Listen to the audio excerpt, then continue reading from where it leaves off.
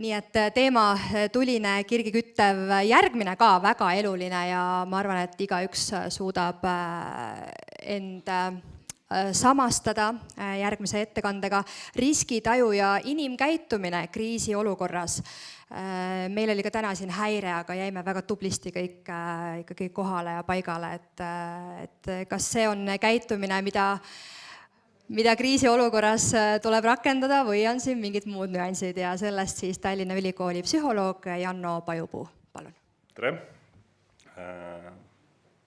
Jah, see oli väga hea näide täna, mis siin toimus, et tegelikult te pidanud kõik siit kiiresti ära minema, aga säilitame natuke kainet mõistust ja kõigepealt hindame olukorda. Aga täna siis riskitajust ja inimkäitumisest Tallinna Ülikoolist, üliõpilaste nõustamiskeskuse psühholoog ja kui siit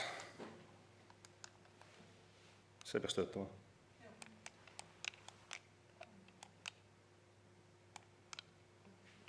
Või siis mitte. Okei.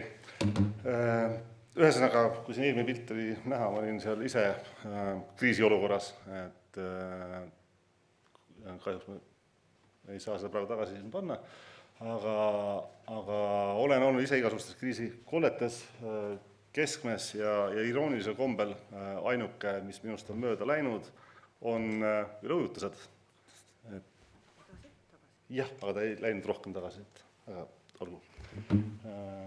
Aga sellegipoolest saame rääkida siis inimeste käitumisest. Et kõik me teame, mis see risk on, et risk on siis selle ebasoovitud sündmuse tõenäosus ja selle tagajärje intensiivsus, aga riskitaju on midagi muud. Et riskitaju tegelikult ei tähenda meil seda päris riski, mis meil on. Riskitaju on hästi subjektiivne ja peegeldab seda, kuidas meie seda olukorda tajume. Ja tegelikult seda mõjutavad siis väga paljud tegurid, mis jällegi kõik on hästi individuaalsed. Meie enda emotsionaalne seisund, meie võib-olla varasem pagas, meie enda isiku omadused, kindlasti ka meedia mõju, kõik said täna ilmselt Eesti äpist ja Ole valmis äpist hoiatusi, et meil lendavad droonid Eestis ringi, et ka see meedia, kuidas seda presenteeritakse, mõjutab meid ja lõpuks ka siis usaldus institutsioonide vastu, et kas, kui palju me usaldame seda, mis infot meile üldse antakse. Et kui me allikaid ei usalda, siis see mõjutab ka meie riskitaju, me alahindame seda riski, me ei pea seda tõsiseks ja sama see tänane, kui me pole küll loodusõnnetuseks, aga see, et droonid meil lendavad, ilma kontekstita ma ei oska seda ohtu hinnata, aga kui ma pärast on teada, et Aoveres sõitis üks vastu korstent, siis see mõjutab ka minu riskitaju sellel hetkel. Kui mul see info puudub, siis lihtsalt on korraks minu jaoks mingi plärin telefonis, vaigistan ära ja elu läheb edasi, et ma ei seosta seda reaalse ohuga. Ja mis siis meil neid vigasid meie hindamisel tekitavad, ongi need meie enda üldistused või lihtsustused, heuristikud, et mis info meil kätte saadav on, mis aitab meil seda otsust, järeldust hästi kiiresti teha. Et kui meil on varasem kogemus olemas, see aitab, aga me loomegi sellest mingi hästi lihtsa järelduse ja pole drooni näinud, droon pole Eestis lennanud, ma ei pea seda väga tõsiseks riskiks. Aga nüüd, kui tuleb välja, et on kuhugi tabanud, on risk suurem. Tuleb hoiatus üleujutuse kohta, mul pole kunagi üleujutust olnud. Ma ei pea seda tõsiseks ohuks, aga nüüd järsku vajab jõgi üle ja mul on vesi keldris. Siis järgmine kord mu riski hinnang on hoopis teistsugune. Et see kättesaadavus ja vahetu kogemus mõjutavad seda. Samamoodi kontrolli illusioon. Kui inimene tunneb, et tal on kontroll olukorra üle, siis loomulikult me tajume selle riski palju väiksemana. Ja kui me võtame siis loodusõnnetused, kui palju on meil kontrolli loodus üle. Jõud on väga erinevad ja tegelikult meil ei ole mitte midagi seal teha. Me peame leppima sellega, et see looduskatastroof, see torm, see üleujutus, see maavärin, see tuleb ja kogu lugu. Et me peame lihtsalt tegema seda, mis on meie võimuses, et võib-olla võimalikult hästi valmis olla. Aga senikaua, kuni me tunneme, et me kontrollime olukorda, siis tegelikult me alahindame. Ja nüüd hästi sage on ka see optimismi kalduvus, et minuga ju ei juhtu, sest et mina olen ju kaitstud, mina olen maailma naba ja kui juhtub, siis selle kellegi teisega, see oli juhus, et niisugune fundamentaalne atributsiooni viga, et me ei pea seda tõenäosust, et meiega midagi juhtub, väga reaalseks. Siis kindlasti mõjutab seda hirm ja teadmatus, mis mõjutavad ja kui me ei tea, me oleme hirmul, siis me hindame see riski jällegi hästi palju suuremaks, kui see tegelikult on, et vastupidiselt siis eelmisele. Et kui meil on hästi palju ebakindlust, võib-olla tänases ühiskonnas ja meediaruumis ka väga palju erinevaid arvamusi, et meil võib olla täiesti vastandlikke arvamusi, võtame kas või siin kliimainimesed koos, üldine arvamus on, et kliimamuutused on olemas, aga nagu näha, Tallinna linn ütleb, et ei ole. Trump ütleb ka, et ei ole, ja keda ma siis lõpuks kuulan, see võib kõik mõjutada minu riski taju, sellepärast, et võib-olla ma kuulan valest allikast seda infot ja teen järeldused vastavalt sellele. Lisaks siis sotsiaalne mõju, grupi käitumine, kui kõik mu ümber käituvad ühtemoodi, siis niisugune jälle hea heuristik järeldus on see, et kõik teised teevad õigesti, mina teen valesti, järelikult ma peaksin oma arvamust kujundama ümber. Mis on meil eriti kerge juhtuma siis, kui see, kes seda arvamust kujundab või suunab, on autoriteetne inimene mulle. Loomulikult ma võtan tema arvamused, väärtused palju kergemini omaks ja seal võib tulla see riski hindamine täiesti vigaselt. Ja ka siis see meie enda toimetulek, et kas ma olen see inimene, kes on hästi järev, hakkan paanitsema ja ei suuda selle looduskatastroofi või õnnetusega kohaneda või asun tegema koostööd.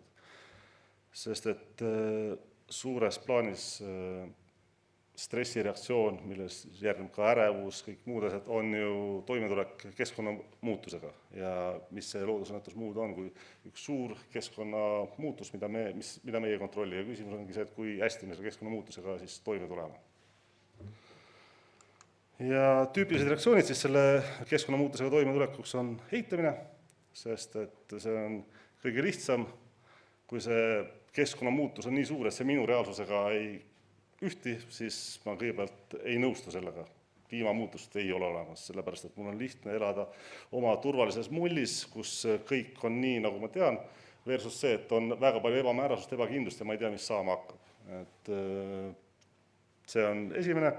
Siis võib seal olla paanikat, sest et järsku ma avastangi, et minu maailm vajubki laiali sellepärast, et need muudatused on olemas, ma ei suuda kohaneda ja ma ei tea, mida siis teha. Kui kõik läheb hästi, siis me suudame kohaneda, saame selle olukorra tõsidusest aru, meie riskitaju vastab siis päris olukorrale ja suudame siis tegutseda nii, et me saame siis toime tulla, saame enda eest hoolitseda, enda lähedaste eest hoolitseda ja võib-olla ka siis oma esmavajadused katta. Ja kui me veel väga hästi kohaneme ja võib-olla meie maja ei olegi vee all või puruks, siis me saame ka teisi aidata.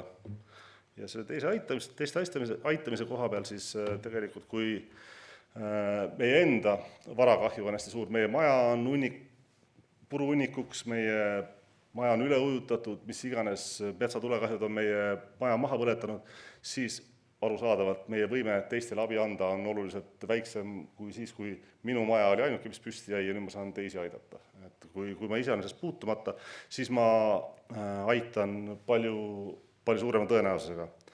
Ja samamoodi siis kannatanute nägemine, et kui me näeme neid vahetult kannatada saanud inimesi, et mõjub väga hästi meie empaatiavõimele ja me siis hakkab rohkem inimesi aitama. Tõenäoliselt me lähme neile appi, teeme midagi ära, on palju suurem, kui meie jaoks kannatanud ei ole näha, kõik on niisugune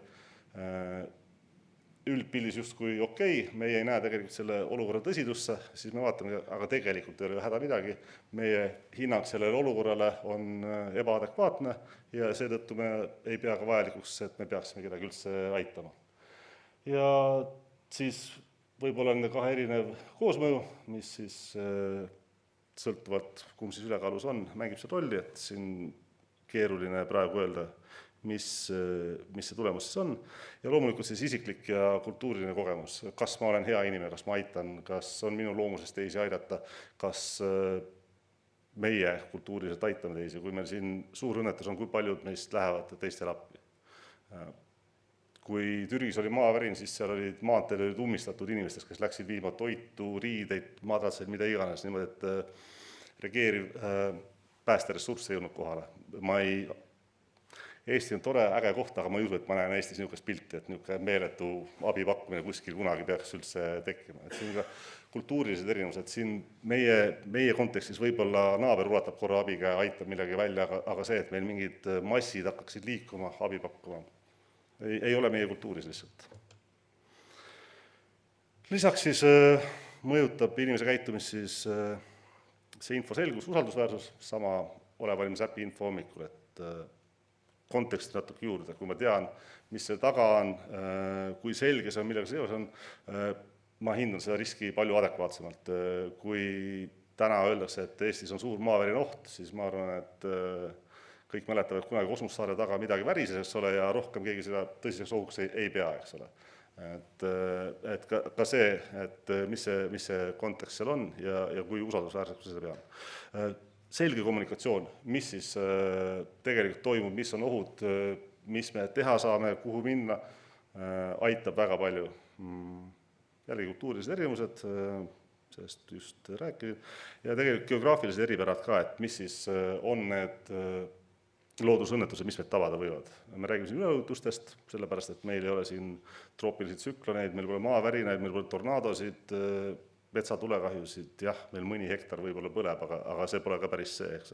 Et tegelikult geograafilised eripärad mängivad rolli, kui me räägime maavärinast ja räägime Jaapanist, siis jaapanlased, ma ei tea, kui 5-palline maavärin, nad ei tee väga midagi, elu läheb edasi, ei juhtu midagi, et on selleks valmis, infra on vastav, hooned on vastavad, see tegelikult ei juhtu mitte midagi.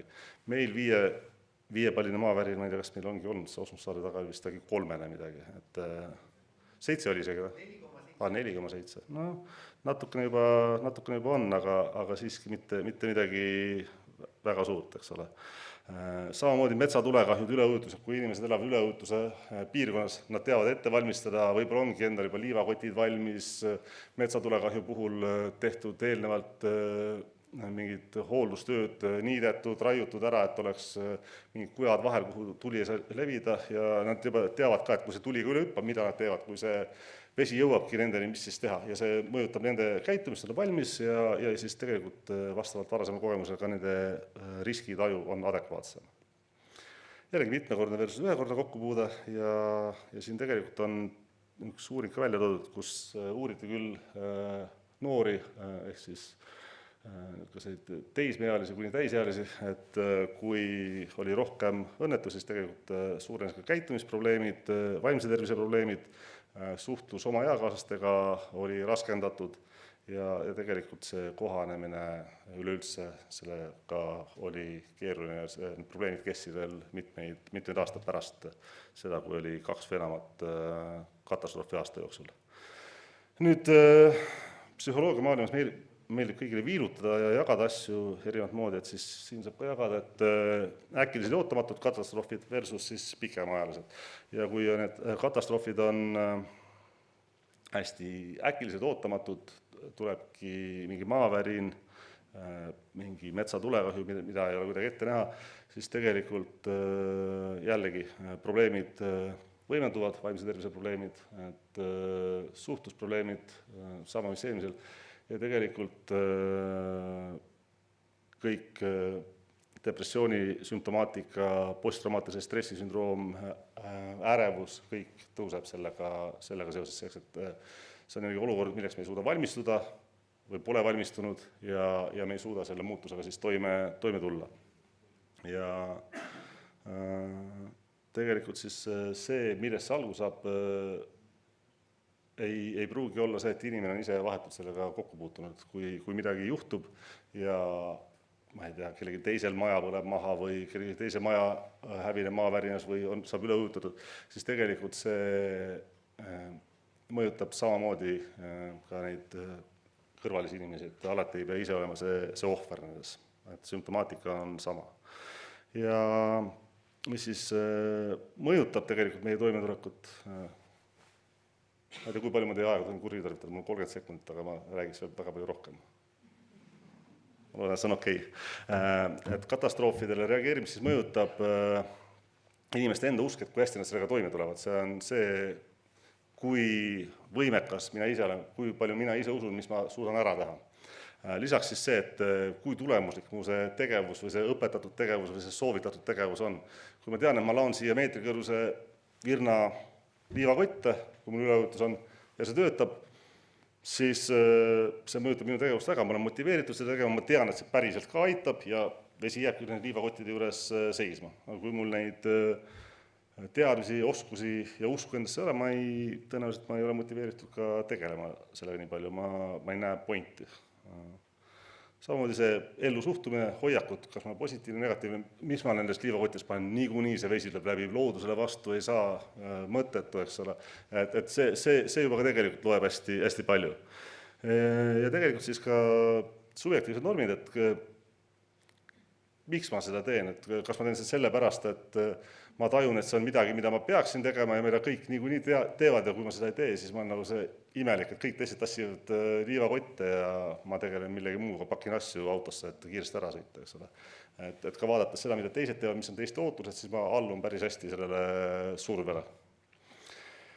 Ja loomulikult siis jällegi tagasi info juurde, et see info, mis meil on, kas me oleme üleujutusalas, kui palju see üleujutuse juures on vesi juba tõusnud või metsatulekahju, et kaugel see tuli on, kas tulele on suudetud piir panna, mis iganes, kui see info jõuab minuni ja see info on adekvaatne, siis tegelikult see mõjutab minu tegutsemist.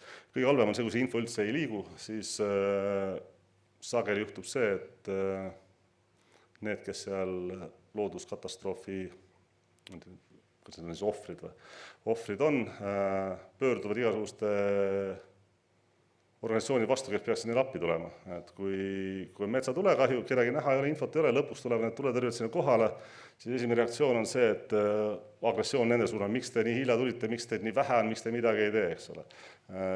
Mis iganes muudes abides samamoodi, et see frustratsioon elatakse siis nende peal välja, kui selle infot ei ole, aga kui selgitatakse, et ma ei tea, ei jõutud siia sellepärast, et pum, kuskil oli midagi muud, oli vaja haiglat päästa, oli vaja piirata liivakottidega mingid muud olulised ellujäämiseks vajalikku asja, siis inimesed saavad aru, et tegelikult nad tegutsevad millegi muuga ja seetõttu nad siis praegu ei ole meieni jõudnud. Siis on nõrga või peaaegu minimaalse mõjuga, miks ma neid siia välja panin, et sageli neid hinnatakse hästi oluliseks. Kui me räägime riskitajust, siis tegelikult riskitaju meie tegutsemise koha pealt ei määra nii palju rolli, määrabki rolli see, et kas me peame tõenäoliselt seda, et me suudame midagi ära teha, isegi oma vildaka riskitajuga, kui me sellest sõltumata tunneme, et me midagi ära teha ei suuda, siis me ei tegutsegi. See, et meil on ärevus või hirm, see ei tähenda, et me võiks tegutseda. Et inimene, kes sellises olukorras ei ole ärev, see peaks võib-olla spetsialisti juurde minema just sellepärast, et ta ei tunne nagu seda ärevust või hirmu, et see on normaalne ja see peabki olema ja sageli see ongi see, mis sunnib meid ka tegutsema. Et kui seda ei ole, siis on võib-olla keeruline, et see kindlasti ei ole mingi tugev kuidagi pidur. Ja samamoodi tegelikult väga ei mõjuta see, mis on meie demograafilised andmed, kui vanad me oleme, mis soost me oleme, mis iganes, tegelikult kõik saavad teha midagi enda või kogu selle olukorra parendamise jaoks ära. Lihtsalt tuleb teha teistega koostööd ja jällegi infot jagada. Siis natuke nende liikide kaupa, et või jällegi kestusega, et kui on lühikesed, siis jällegi enesetõhusus, kui ma tunnen, ma saan hakkama, ennustab minu tegutsemist ja valmisolekut kõige paremini. Ja siin ongi see, et kui ma tunnen, et minus on see võime, et ma suudan kiiresti kohaneda, kiiresti selle hakkama saada, siis see aitabki. Ja tegelikult mängib rolli ka see, et jällegi meie subjektiivne taju, et kui tõsiseks me seda ohtu siis peame, kui me peame seda tõsiseks, tegutseme paremini. Ja nüüd pikk etteteatamisaeg, tegelikult siin on hästi oluline see info kättesaadavus. Kui sa oled kuskil Vaikse ookeani saare peal ja sa näed, et orkaan hakkab sinu poole tulema ja tal on 3 päeva aega tulla, siis sa vaatad uudiseid, kus see orkaan on ja valmistud selleks, et äkki ta jõuabki siia ja siis mida ma teen. Ja siis iga päev jälgida tuleb välja, et ta keerab kuhugi lõunasse ära ja läkski mööda. Et see on see info jälgimine nende pikemaajalistel on hästi oluline, et sa saad valmistuda põhjalikumalt ette, sa saad ennustada oma tegevust ja tegelikult saad ka hästi palju juba luua mingeid kokkuleppeid oma tutvusringkonnas, oma tugivõrgustikus ja ka tegelikult ametkondade vahel hakkab juba tegutsema pihta, et kui see peaks nüüd tulema, siis meil on tegevusplaanid väga konkreetselt selleks korraks juba olemas. Nii. Siis liikide kaupa, et meie motivatsioon jällegi üleujutused, see tulemuslikkus, kui me saame selle liivakottidega pidama, on varasem kogemus olemas, suurepärane. Me hea meelega viskame liivakotid liiva täis, tassime paika, laome virna. Kui meil see kogemus puudub, siis meile tundub see nüri, mõttetu, tühi tegevus ja me ei viitsi. Nüüd maavärinate puhul on sageli probleemiks paiga kiindumus või koha paiknemine, et ma olen terve elu siin elanud, midagi pole juhtunud ja ma ei lähe siin ära. Ma olen elanud Istanbulis terve elu ja kui nüüd ütlevad, et siin hakkab nüüd värisema, siis siin väriseb kogu aeg, miks ma peaks ära minema. Et elan siin, suren siin kogu lugu. Et on ka neid inimesi, kes lihtsalt lepivad sellega, et kui juhtub, siis juhtub ja nad ei lähe mitte kuhugi. Ja jällegi siin on see uskumus, et aga minuga ei juhtu, minuga saab kõik hästi ja jäädaksegi sinna. Ja jällegi siis igasugused orkaanid, et see, kuidas me ise suhtume, loeb hästi palju.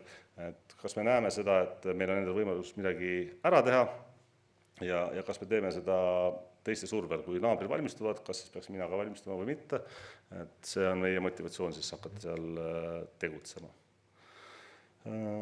Nüüd seda meie stressi süvendavad siis see, et kui on universaalne või siis objektiivne riskitaju, et kõik, kes on puutunud kokku katastroofiga, tajuvad riski suuremana kui need, kes ei ole seal kokku puutunud, siis tekitab meile rohkem stressi ja ärevust ja ka tekib spetsiifiline tingitud ärevus, et meil on muidu võib-olla ärevust ei ole, aga mingid teatud situatsioonidega meil lööb see stressitaseme ülesse. Ja samamoodi siis see võib olla hooajaliselt, et tuleb kevad, lumi sulab ja me teame, et nüüd hakkab jõgi üle ajama ja jälle on mul maja või kuur vee all ja siis lööb mul selle ärevuse üles, et ma juba tean seda ette arvestada justkui ja hakkab siis kerima. Nii, ma lähen siit natuke edasi. Lõppu siis korraks, et kommunikatsiooni roll, et tegelikult millega siis ka nüüd Eesti riik on lõpus tegelema hakanud, et me kommunikeerime, me harjutame seda hädateabe edastust ja selge on see, et kui see sõnumi edastus on selge, arusaadav ja on ka kontekst olemas, et mis selle taga on, siis see toob meile väga palju selgust, eemaldab meil ebamäärasust, me saame olla kindlamad selles, mis toimub, saame oma tegevusi planeerida, ka ametkondade tegevus on hästi läbipaistev, selgitatakse meile, mis siis tehakse, mida meie saame teha ja tegelikult arvestatakse ka selle inimeste emotsioonidega selles mõttes, et need sõnumid, mis tulevad kuskilt ametkondade poolt, ei ole laetud, nad on võimalikult lakoonilised, aga selles mõttes ka austavad inimesi, et kui inimesed on hädas, et siis kuidagi neid ei alavääristata. Ja siis tegelikult ollegi aus, anda juhised, mitte ainult infot, et kui täna ütleme, et me harjutame kõik hästi palju varjumist, eks ole, kui me räägime siis sõja ja kriisiolukorrast, siis varjuda, aga kuhu, eks ole, ka see täpsem info, et mitte ainult mine peitu, vaid äkki anna mulle mingeid võimalusi ka, selgita mulle seda hästi. Ja jällegi siis vältida paanikat, aga mitte siis alahinnata riski. Nii. aitäh, küsimused? Janno, ja tõepoolest kiirelt jõuame võtta 1-2 küsimust ja tuleb sealt juba. Mul on üpris spetsiifiline küsimus selle tõttu, et kui me räägime seoses traumaga, nüüd siis katastroofides, et viitan siin head raamatut The Body Keeps the Score, et kuidas trauma väljendub aju tasandil, siis kas kliimakatastroofid on erinevad kuidagi selle puhul, et kas trauma kuidagi käitub sealt erinevalt?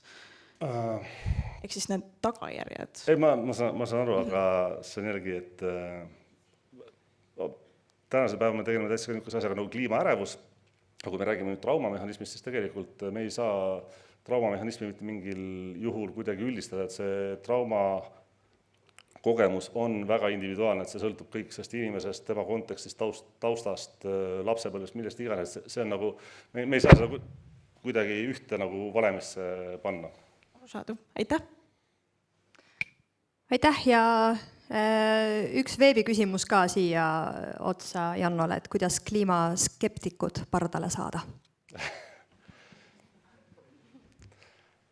Võttis mõtlema kohe. See võttis korra mõtlema, et kliimaskeptikutega on ega siin muud ei olegi tegelikult, kui neid tuleb kuidagi harida, aga seda me ei saa jõuliselt teha, sellepärast, et siin nad osutavad vastupanu, aga eks see peab toimima nii, et see nende habrast maailma kohe ära ei purusta, et nad samm-sammult kuidagi saada sinna paati. Aitäh, aplaus!